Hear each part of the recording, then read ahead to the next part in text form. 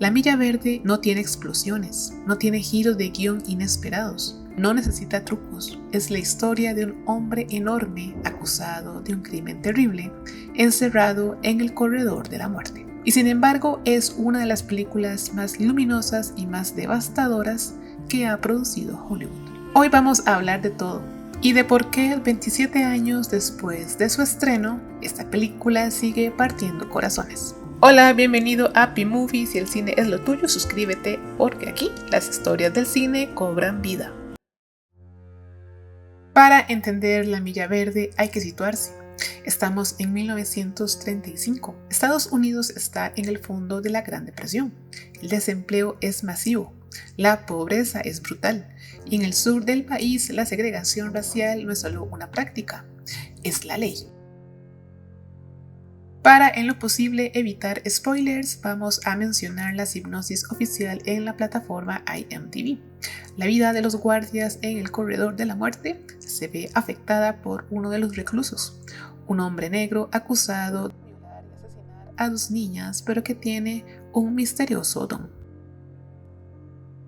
La Milla Verde está basada en la novela de Stephen King publicada en 1996, pero su publicación fue un evento editorial sin precedentes. King no la lanzó como un libro, la publicó como una serie de 6 novelas cortas mensuales independientes, al estilo de las novelas por entregas del siglo XIX, como lo hacía Dickens. Los 6 títulos eran 2 chicas muertas, un ratón en el pasillo, Las manos de Coffey, una ejecución espeluznante, Viaje nocturno y La hora final de Coffey. El resultado fue extraordinario. Los 6 volúmenes aparecieron simultáneamente en la lista de los más vendidos del The New York Times. 6 libros distintos del mismo autor en la misma lista al mismo tiempo. ¿Por qué ese formato? King lo explicó con humor. Muchos de sus fans tenían la costumbre de saltarse al final del libro, algo que su propia madre hacía. Al publicarlo en entregas, los obligaba a vivir la historia mes a mes.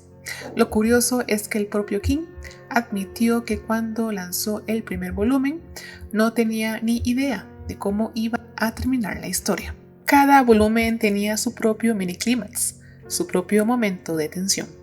Eso hacía que la espera entre entrega y entrega fuera casi insoportable para los lectores. 3 años después, cuando se estrenó la película, el libro volvió a los primeros puestos de ventas y se quedó meses ahí. El mismo año de su publicación original, La Milla Verde ganó el premio Bram Stoker a Mejor Novela.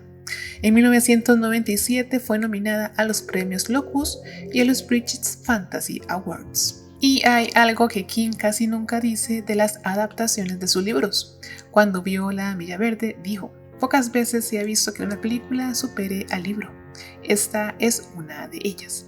De Stephen King eso es casi inédito. La serie se inspiró en la penitenciaría estatal de Luisiana, aunque hay diferencias con la realidad histórica. Y la novela se aleja del terror clásico que todos asociamos con King. No hay monstruos en el sentido convencional. Lo sobrenatural existe, sí, pero está al servicio de una historia humana. Una historia sobre la bondad en un lugar diseñado para la muerte. Frank Darabont nació el 28 de enero de 1959 en Francia. Sus padres eran húngaros que habían huido de su país cuando él era apenas un bebé. Creció en Estados Unidos y entró al mundo del cine con apenas 20 años. Sus primeros trabajos fueron en el género de terror.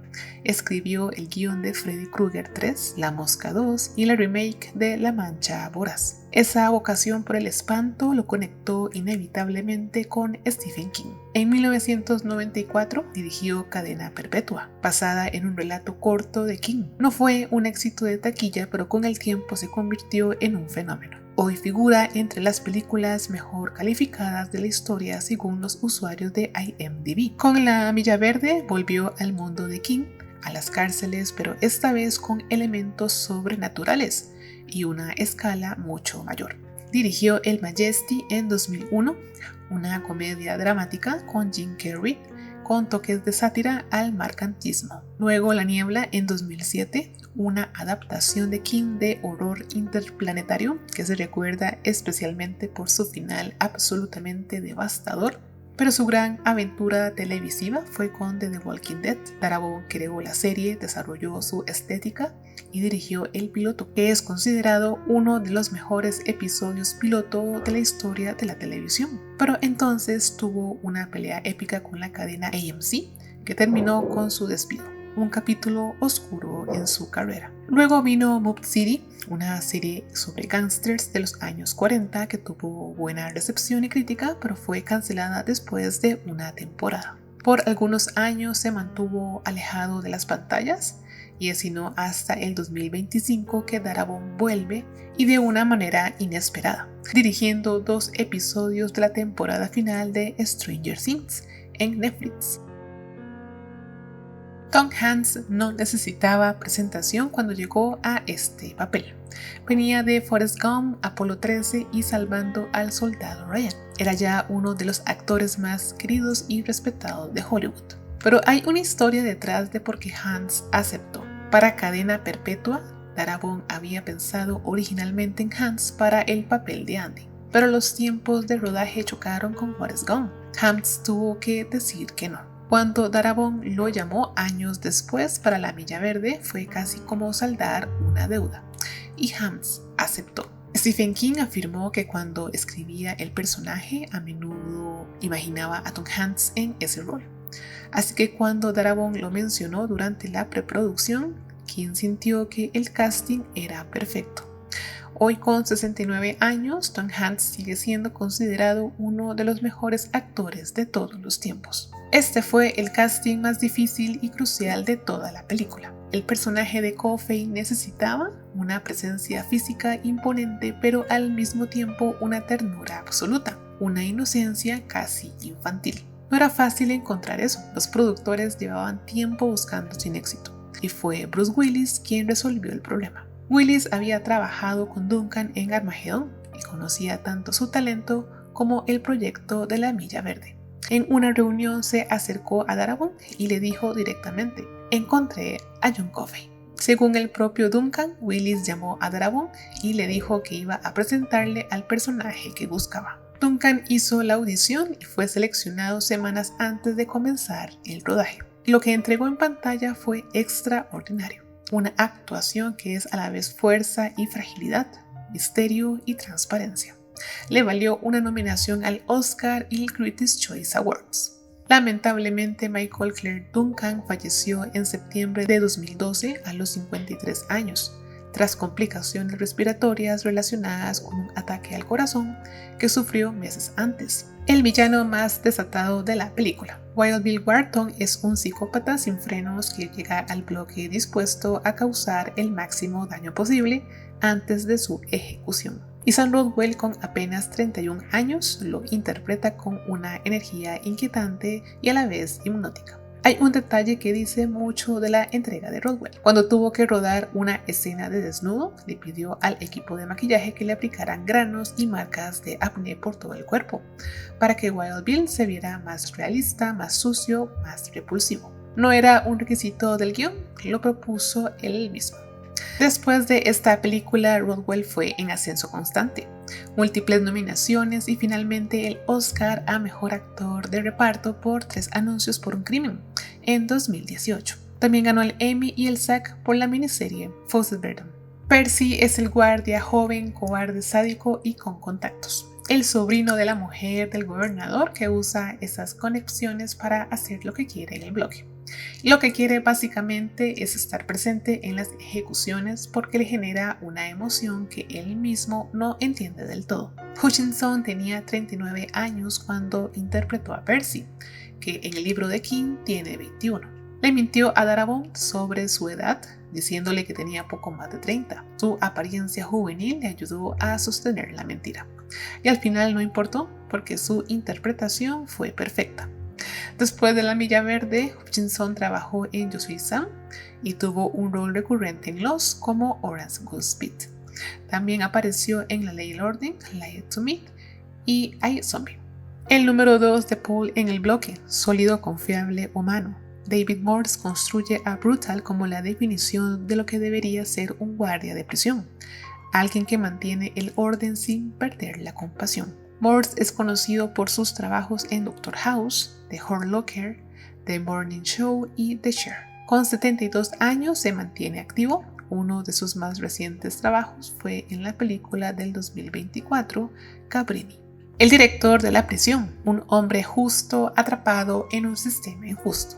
James Cromwell, famoso por Babe, lo interpreta con una autoridad tranquila y una humanidad genuina. Su subtrama personal relacionada con la enfermedad de su esposa es clave para entender uno de los momentos más impactantes de la película. En los últimos 25 años, Cromwell ha estado en Los Ángeles al Desnudo, Spider-Man 3, American Horror Story y 6 Feet Under, entre muchas otras.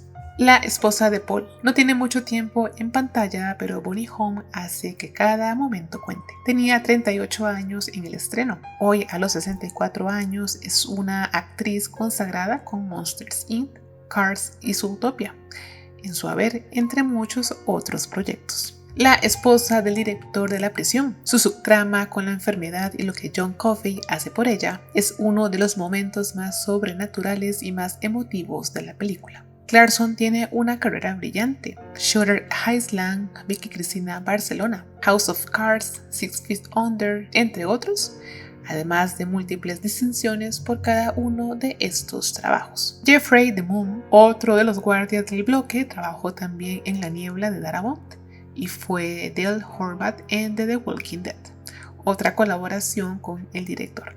Barry Pepper, uno de los guardias más jóvenes del bloque.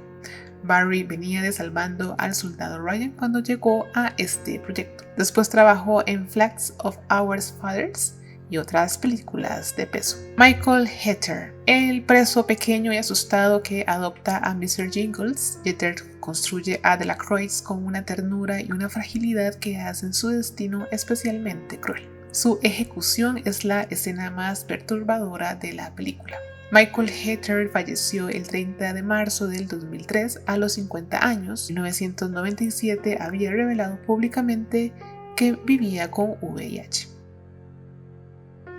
La película se rodó principalmente en 3 locaciones distintas. Esta prisión abandonada fue el corazón del rodaje. Estuvo en funcionamiento desde 1898 hasta 1992, cuando fue clausurada por el hacinamiento y las malas condiciones. Para cuando empezó el rodaje en 1998, llevaba 6 años cerrada. Darabont quería autenticidad y una prisión real con décadas de historia entre sus muros ofrecía algo que ningún set de estudio podría replicar: el peso del lugar.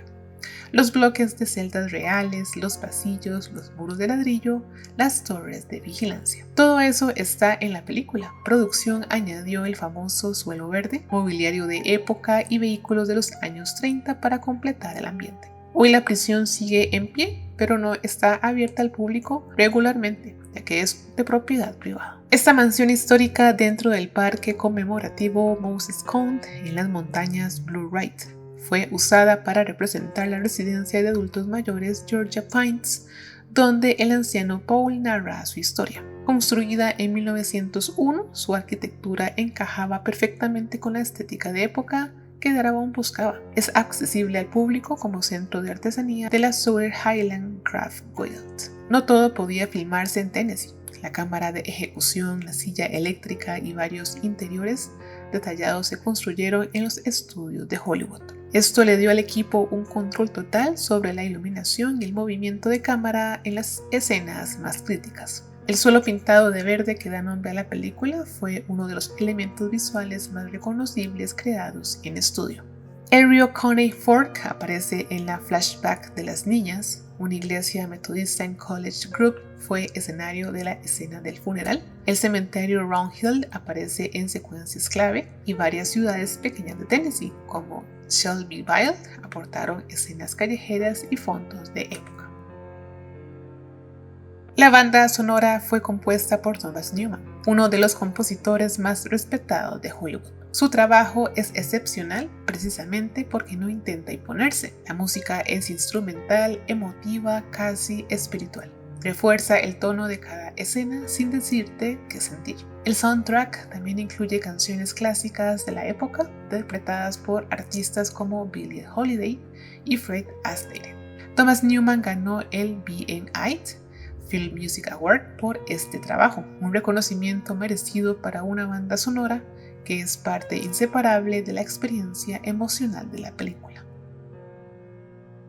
Ahora quiero hablar de algo que muchos análisis de esta película dejan de lado y que yo creo que es imposible ignorar. La Milla Verde no es solo ficción, y lo es en dos niveles muy distintos que vale la pena explorar por separado. El primero, la historia real. La historia de John Coffey, un hombre negro enorme, condenado a muerte por el asesinato de dos niñas blancas, en un proceso donde su inocencia es imposible de demostrar ante un jurado del sur de los Estados Unidos en los años 30.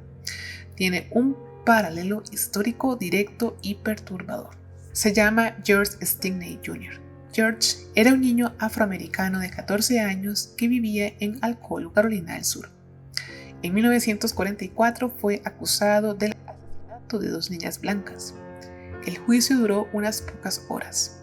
El jurado estaba compuesto enteramente por hombres blancos. No hubo evidencia física sólida. La única prueba era una confesión que George habría dado sin presencia de sus padres ni de ningún adulto de confianza. El jurado tardó 10 minutos en declararlo culpable. George Stickney Jr. fue ejecutado en la silla eléctrica el 16 de junio de 1944. Era tan pequeño que los electrodos no le encajaban bien en la cabeza. Tuvo que sentarse sobre su propia Biblia para que la silla funcionara. Tenía 14 años. Se convirtió en la persona más joven ejecutada en Estados Unidos en el siglo XX. 70 años después, en 2014, juez anuló la condena. George Stickney Jr. fue declarado inocente 70 años tarde.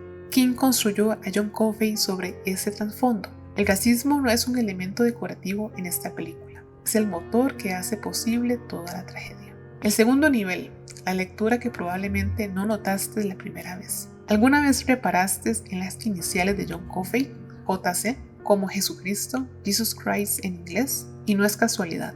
Stephen King construyó al personaje de John Coffey como su propia visión de Jesucristo. Piénsalo. Coffey siente el sufrimiento ajeno de manera telepática. Lo absorbe literalmente en su propio cuerpo. Realiza milagros. Cura una infección grave con solo tocar a Paul. Resucita al ratón Mr. Jingles. Es inocente del crimen del que se le acusa. Y cuando llega el momento de su ejecución, no protesta, no pide clemencia. Dice simplemente que está cansado de sentir el dolor del mundo. En otras palabras, muere por los pecados de los demás. La película nunca lo confirma de manera explícita. Nunca dice si Coffey es un ángel, una reencarnación o simplemente un milagro inexplicable. El propio Paul lo describe como un milagro de Dios. Y esa ambigüedad es intencional. King no quiere darte la respuesta, quiere que te la preguntes. Lo que sí es claro es que Coffey es un hombre bueno, poderoso y completamente inocente. Muere ejecutado por un sistema que no puede y no quiere ver la verdad. Y que esa muerte deja marcado para siempre a quienes lo conocieron. ¿Y tú qué piensas? ¿Es John Coffey la visión de Stephen King sobre Jesucristo o simplemente un personaje con poderes sobrenaturales que la gente interpreta de más? ¿O en el caso de George Stickney Jr., crees que King lo tuvo en mente conscientemente cuando escribió la historia? ¿O fue una coincidencia que el tiempo convirtió en algo más grande? Déjame tu opinión en los comentarios, me interesaría saber qué piensas, cuál es tu teoría. Los leo en los comentarios. Antes de que Bruce Willis recomendara a Michael Clarke Duncan, el jugador de la NBA Shaquille O'Neal fue considerado para interpretar a John Coffey. Lo rechazó. La historia habría sido muy diferente. Casi 3 horas y 10 minutos, inusual para un drama de Hollywood, pero Darabont necesitaba ese tiempo para que los personajes respiraran, para que las relaciones se construyeran de verdad, para que el final golpeara con toda su fuerza. No sobra ni un minuto. Se usaron 15 ratones distintos para interpretar a Mr. Jingles. Cada uno fue entrenado durante meses para realizar trucos específicos. En las escenas más complejas se usaron versiones digitales. Muchas veces los actores estaban mirando un láser en el suelo en vez de un ratón real.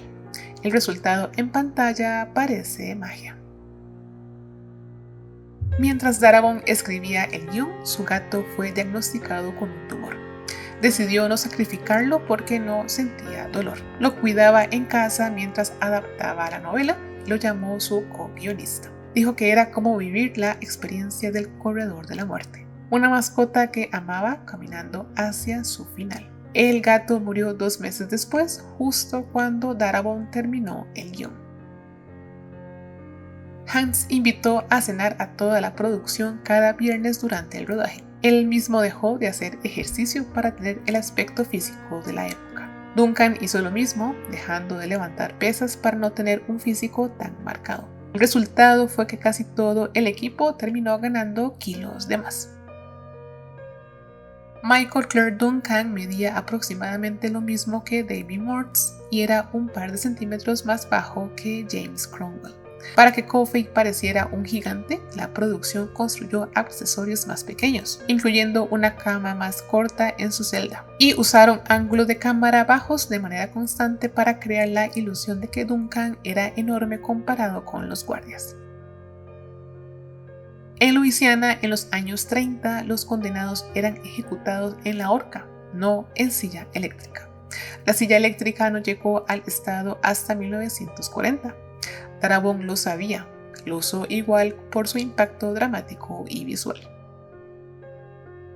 Las hebillas de las camisas de fuerza que aparecen en la película no se usaron hasta la década de 1980. Antes se ataban con cordones, pero la imagen de los prisioneros sujetos con hebillas es visualmente más efectiva y más reconocible para el público. Los guardias usan uniformes en la película para que el público los identifique fácilmente como autoridad, pero en la Luisiana de los años 30, los guardias de prisión no usaban uniformes oficiales. Es un anacronismo intencional al servicio de la narrativa. En la Luisiana de la década de 1930, los presos negros y blancos no compartían celdas ni bloques en el corredor de la muerte. La película ignora ese detalle histórico porque hacerlo fiel a la realidad habría complicado enormemente la narrativa y las relaciones entre personajes. Cuando Stephen King visitó el set, pidió que lo amarraran a la silla eléctrica para sentir la experiencia. Después admitió que no le gustó para nada. También le propuso a Tom Hanks sentarse en ella, pero Hanks se negó rotundamente. La película costó $60 millones y recaudó 286 millones en todo el mundo, con 136 millones solo en Estados Unidos. Su fin de semana de estreno el 12 de diciembre de 1999 recaudó 18 millones. Fue el mayor éxito de taquilla basado en una obra de King durante 18 años hasta que It llegó en 2017.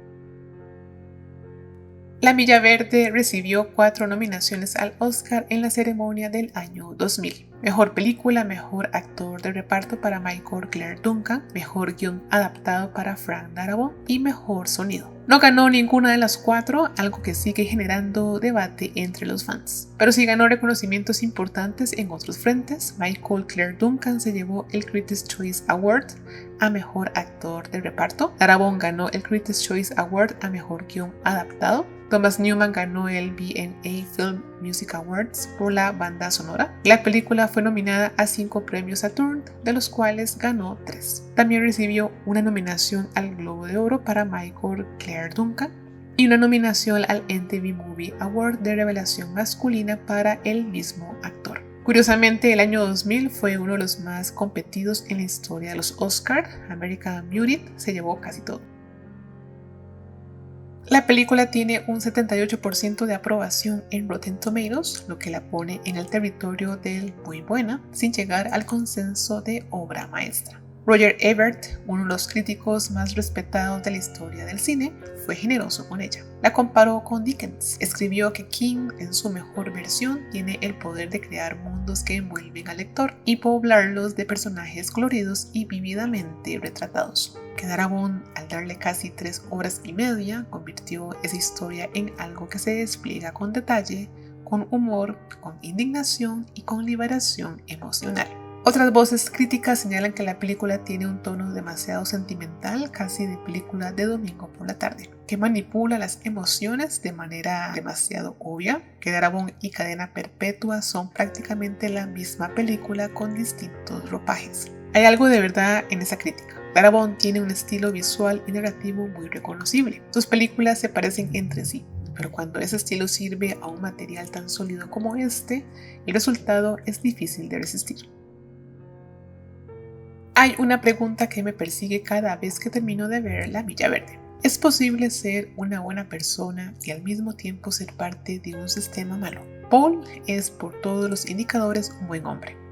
Trata a los condenados con dignidad, siente la injusticia de la situación de COVID, hace todo lo que puede dentro de los límites de su mundo y al final ejecuta a un hombre inocente con poderes para curar y carga con eso el resto de su vida. La película no lo juzga, no lo absuelve tampoco, simplemente lo muestra. Y eso para mí es el verdadero corazón de La Milla Verde.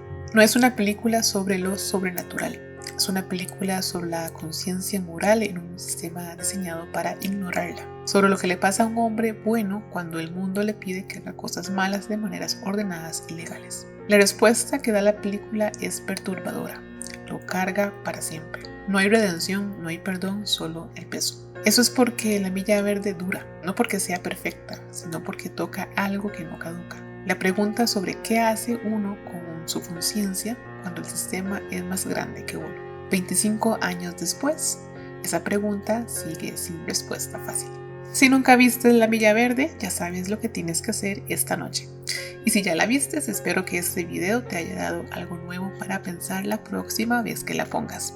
Déjame en los comentarios qué escena te marcó más. La ejecución de la Croix, el momento en que Coffee ve la película, el final con Paul anciano, me encantaría leerlos. Si el video te gustó, no olvides darle like, suscribirte y activar la campanita para que no te pierdas todos los videos e historias del cine. Si conoces a alguien que no haya visto esta película, compártelo, porque algunas historias merecen ser vistas. Nos vemos en el próximo video.